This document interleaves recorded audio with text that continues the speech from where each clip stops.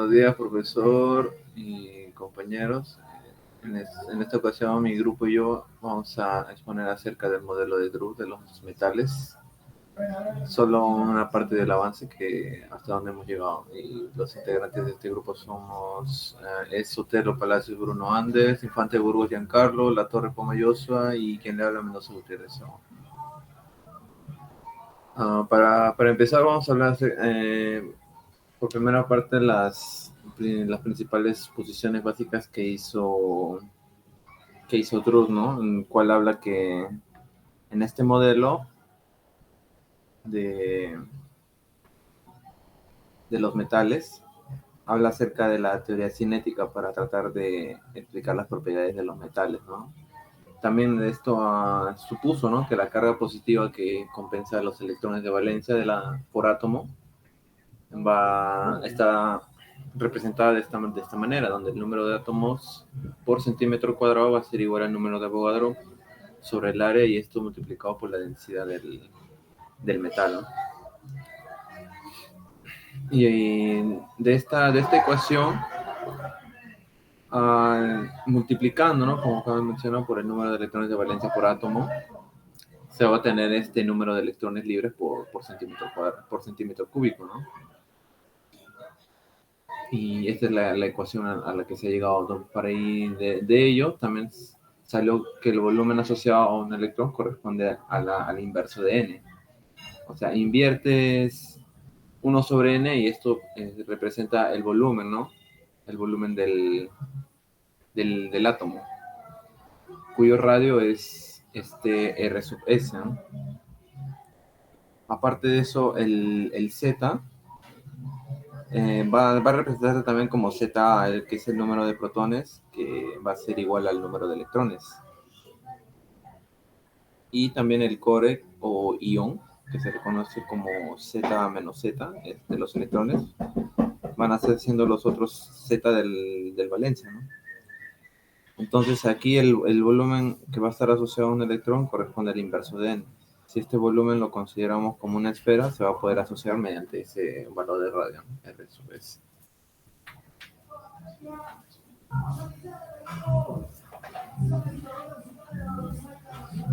Aparte de esto, también se habla de algunas suposiciones básicas del modelo de Drude, el cual el primero nos habla acerca de los electrones libres. Se asume que los electrones en un metal se comportan como partículas libres sin interacción significativa entre ellos. Esta suposición simplifica el tratamiento matemático, así como se ve en la imagen.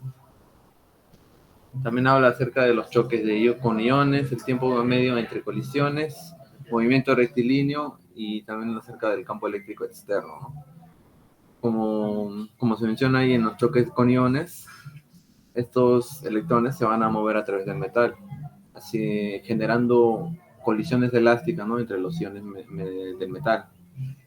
Pero estas colisiones, además, esas colisiones son de principal fuente de la resistencia eléctrica en el modelo de Drude. También está acerca del tiempo medio entre colisiones, que se caracteriza como un T, ¿no?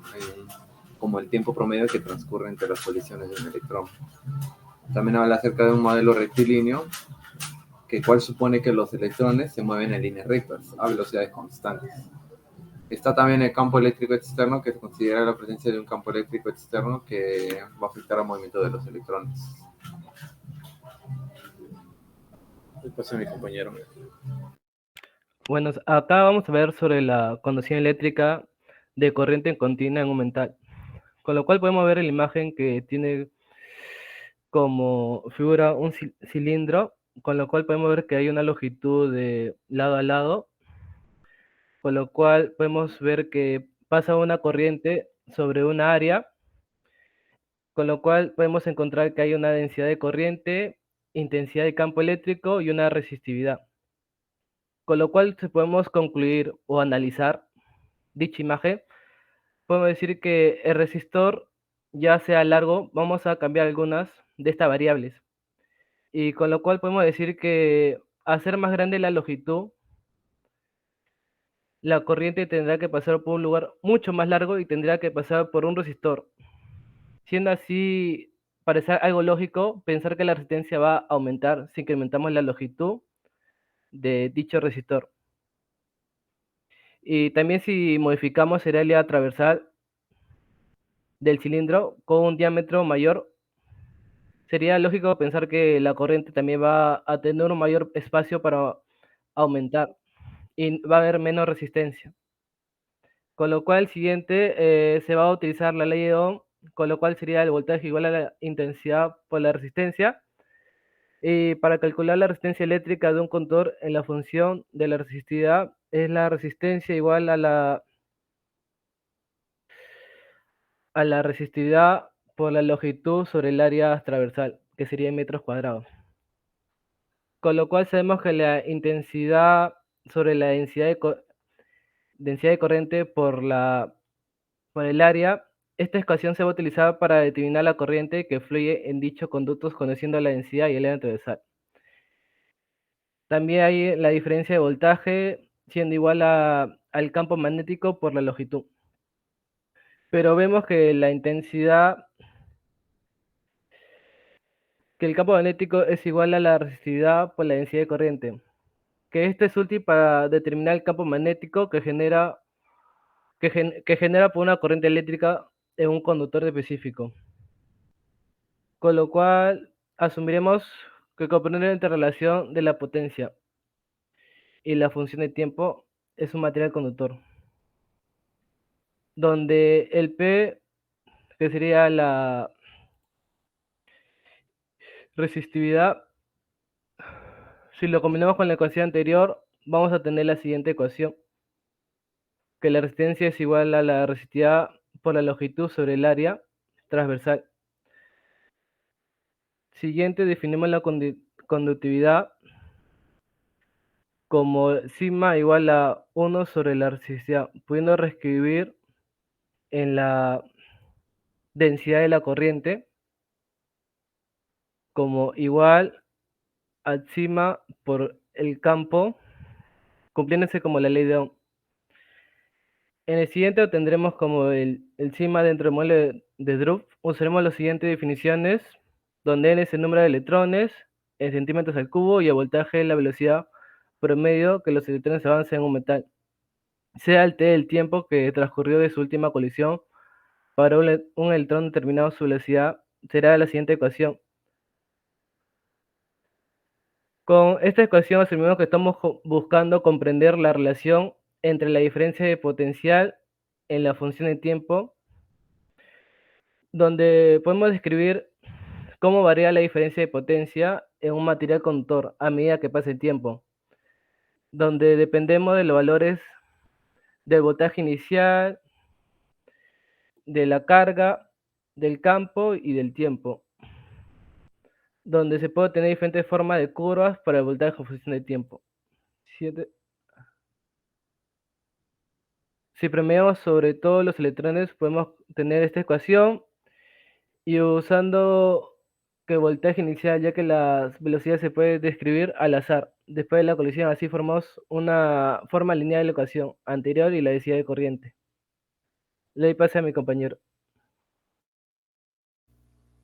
Bueno, ahora pasaremos a explicar anterior mejor.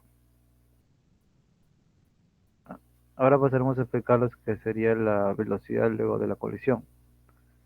Como se había mostrado anteriormente la fórmula, pasaremos a explicar cómo se halla.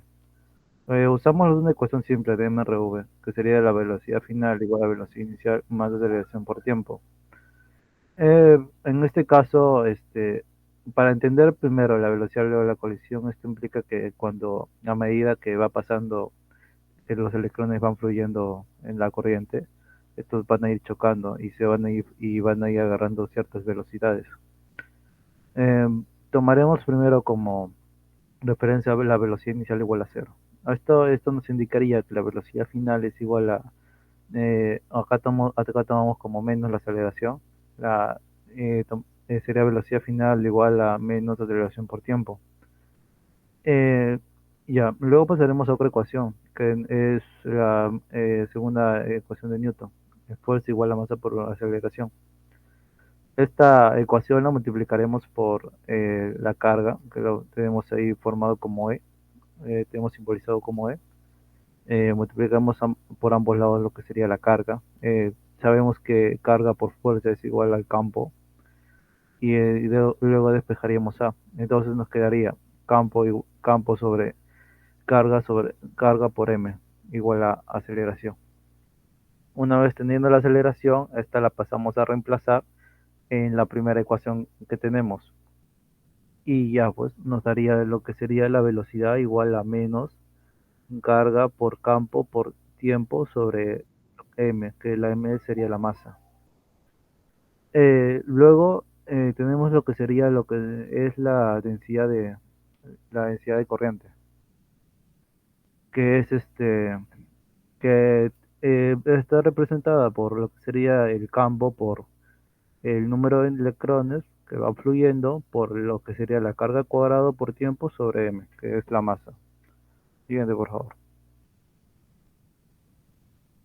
Ok, acá tenemos como la primera, bueno, ya habíamos visto lo que sería la ecuación en función del tiempo y lo que es de la densidad de corriente. Ahora pasaremos a la ecuación principal de la densidad de corriente, que es representado por n, que es el número de electrones que fluye por la Q, que es la carga, por V. Q por acá está simbolizado tanto por E como por Q. Ambas formas están bien simbolizadas. Ahora, lo que haremos fue reemplazar la velocidad que la habíamos hallado en un principio, que es menos carga por campo por tiempo sobre M. Esto ya lo habíamos hallado en un principio. Esto sería reemplazarlo en cuanto a lo de arriba. Sabemos que Q por E es lo mismo, así que sería K al cuadrado. O sea, nos daría que la densidad resultaría ser n por q al cuadrado por tiempo sobre m por el campo.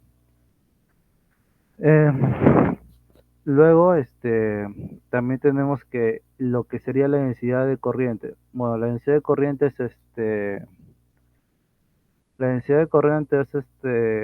es como decir la electricidad que fluye a través de una unidad de área material, principalmente como conductor. Por otro lado, tenemos esta ecuación que es densidad de corriente igual a conductividad por campo. La conductividad es como una propiedad de los materiales que indica su capacidad para conducir corriente. Eh, en este caso, eh, queremos averiguar lo que es la conductividad en función del tiempo. Básicamente reemplazamos lo que sería la densidad, la reemplazamos por la ecuación que ya hemos hallado en función de tiempo y la dividimos entre campos.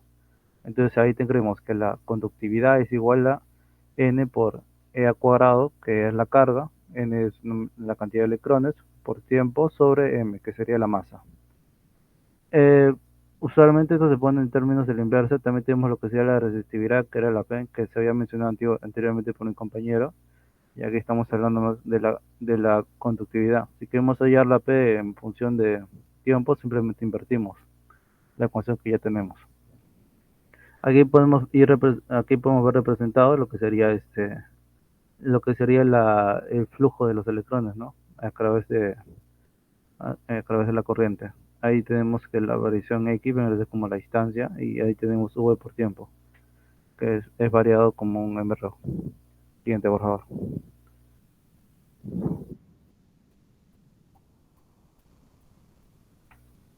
Ahora, cuando hablamos de camino libre ¿a qué nos suena? Es a un desplazamiento sin interrupciones, ¿sí o no?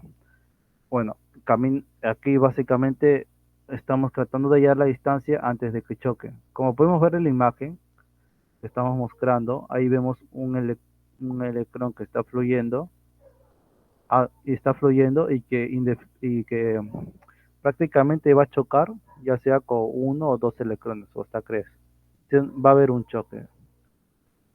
Entonces, bueno, aquí queremos hallar la distancia antes de que se produzca dicha colisión. Entonces, a ver, todo el mundo sabe la primera ecuación de MRU, que es longitud igual a velocidad por tiempo, que es lo que habíamos hallado anteriormente. O sea, lo que vimos como X, que era la posición, y la velocidad por tiempo, ya aquí lo estamos usando. longitud igual a velocidad por tiempo. Y ahora, usamos lo que sería lo que sería la energía final igual a energía inicial. En la energía inicial tenemos lo que sería la energía cinética y la energía final lo que tenemos la energía termodinámica. Tenemos masa por velocidad al cuadrado sobre 2 igual a Cres por la constante B por tiempo sobre 2. Esto pasamos a despejarlo y tendremos lo que sería, bueno, primero pasamos a despejarlo y tendremos lo que sería la velocidad en función al tiempo.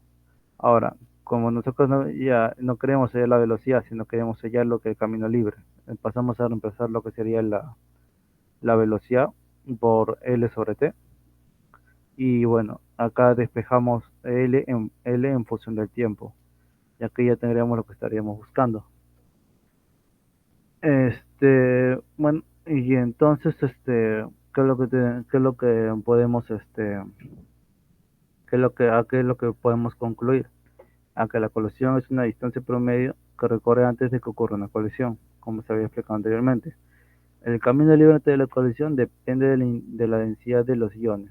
Eso también, eso también depende porque aunque haya colisiones, hay veces en que son muy pequeñas y básicamente no genera no genera cierto desvío, cierta interrupción. O sea, es casi imperceptible la colisión. Lo mismo pasa lo mismo pasa con las temperaturas más altas. Los electrones también tendrán más energía y se van a mover más rápidamente. O sea, si en el flujo hay una mayor temperatura, esa temperatura genera energía y hará que los electrones vayan más rápido y las colisiones sean más imperceptibles.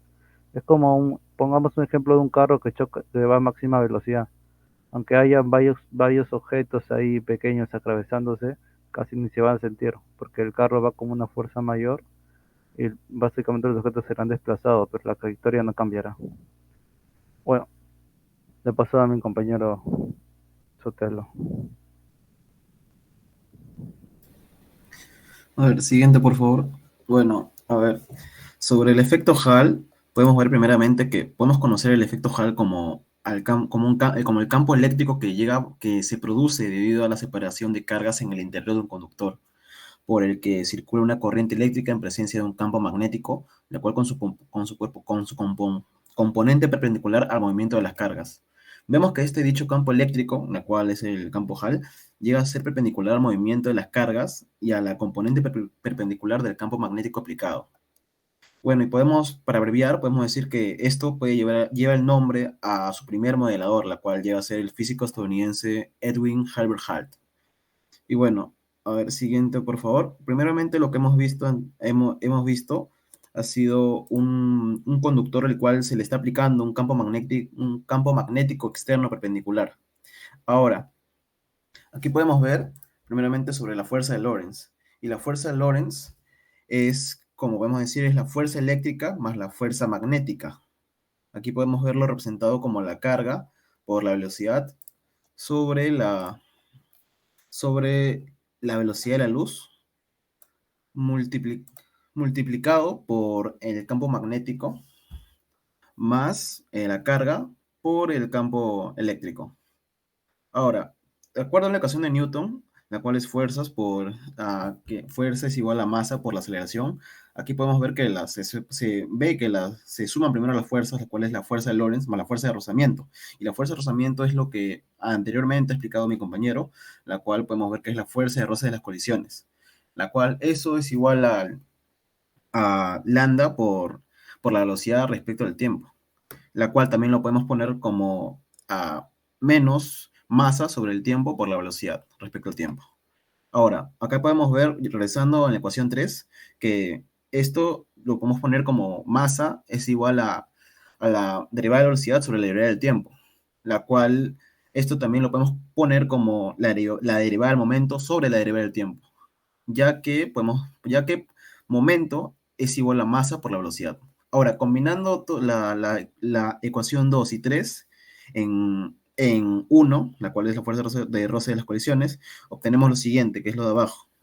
lo podemos ver que es la carga sobre la velocidad por la velocidad sobre la velocidad de la luz por el campo magnético menos la carga por el campo eléctrico menos 1 sobre el tiempo por el momento respecto a t, y la cual va a ser igualado a la derivada del momento sobre la derivada del tiempo. Siguiente, por favor.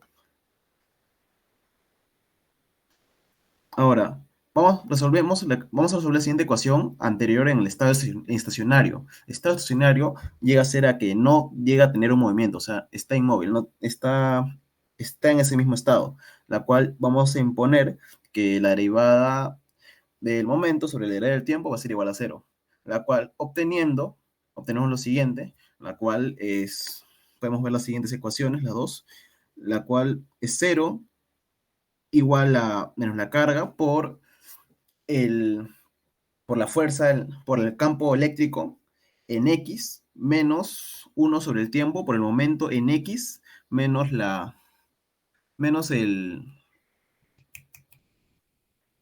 menos el campo magnético sobre la masa, sobre la velocidad de luz, por el momento. Y eso de misma forma, pero en diferentes direcciones.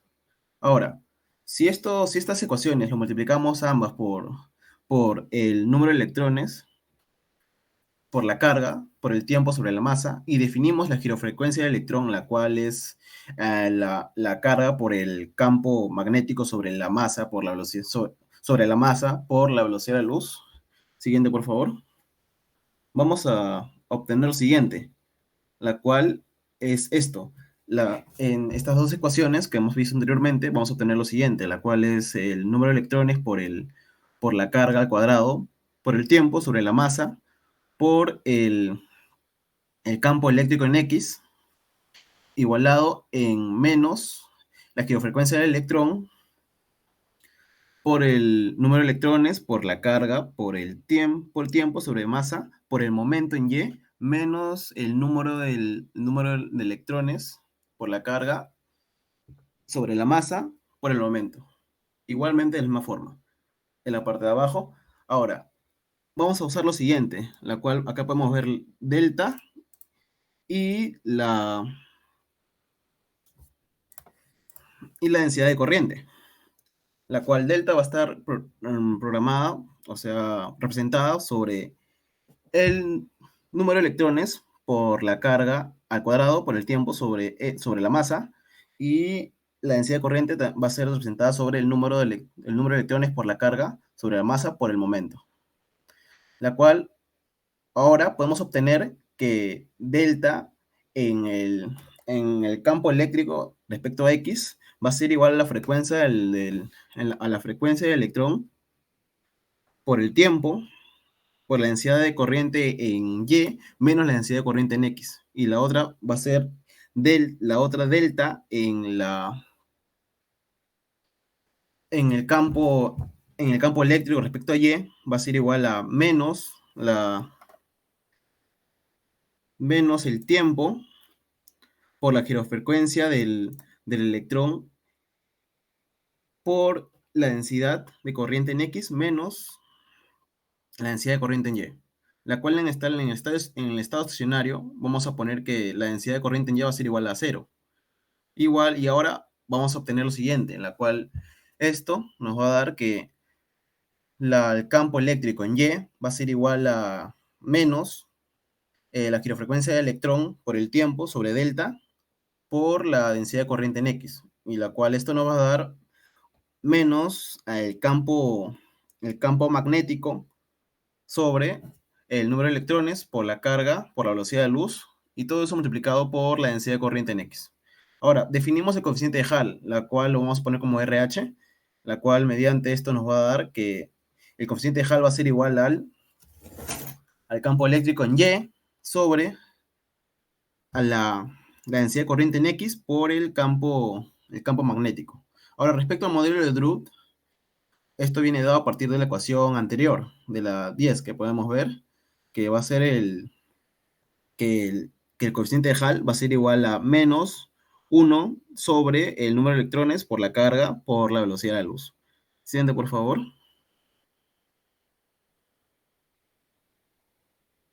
Ahora, ¿qué podemos decir específicamente? Que, bueno, ahora notamos que el RH solo depende de n, la cual es el número de electrones, ya que E y C van a ser constantes universales. Podemos ver que el coeficiente RH experimentalmente va a depender débilmente del campo magnético. Ahora, vamos a definir la magnetoresistencia, o sea, el momento en el campo magnético, mediante lo siguiente. Vemos que el momento de H va a ser igual al campo eléctrico en X sobre la densidad de corriente en X, la cual llega a ser transversal. Ahora, en el modelo de Drude, esto va a ser igual a 1 sobre delta, la cual va a ser igual al momento. Va a ser independiente de H. Experimentalmente podemos ver que en la mayoría de casos el momento de H va a depender muy débilmente del campo de H, ¿no? Ahora, para el caso de un campo pequeño, podemos decir que la girofrecuencia del electrón va por el tiempo, o sea, pequeño. Esto va a ser en cuando los electrones solo completan una pequeña parte de una revolución entre colisiones. La densidad de corriente va a ser casi paralela al campo eléctrico externo. O sea, de la misma manera que en ausencia del campo magnético, y esto llega a ser en general la densidad de corriente y en el campo eléctrico externo van a formar un ángulo, la cual vamos a conocer como un ángulo de Hall, el cual satisface que la girofrecuencia del electrón va a ser igual al tiempo, la cual esto llega a ser el ángulo de Hall. Muchas gracias.